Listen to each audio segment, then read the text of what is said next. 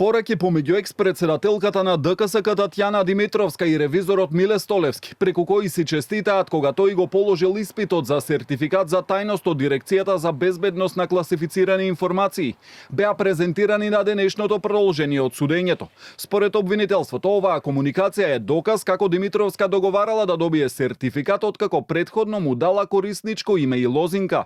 Фала, Миле, частам ручек. Со 93,33 ти е положен. А новиот? Тој ти е невалиден. Да ти полагам на ново? Мислам да. Ке полагам сега. Ради ДКСК? Со среќа.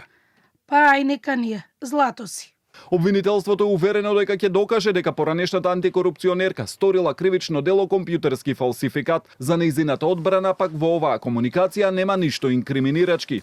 Сметаме дека обвинителството со изведување на овие пораки докажа дека реално лицето Миле се приклучил на вебсајтот неовластено, ги дава податоците и го полага тестот за име и за сметка на друго лице. Сето она што денеска го видовме, значи не представува кривично дело, тоа се меѓусебно споделени информации и податоци за кои нема изрична забрана. Конкретно ќе повторам, се работи за квиз тест кој е од таков формат кој нема строга форма и не е забрането. Обвинителството презентираше и комуникација помеѓу обвинетата Билјана Петровска-Мантева, која преку пораки го известувала поранешниот директор на ТЕЦ Неготино Небојша Стојановиќ дека е отворена истрага за набавката на мазутот. Му фотографирала и наредба од БЈБ за истрага која се уште се води.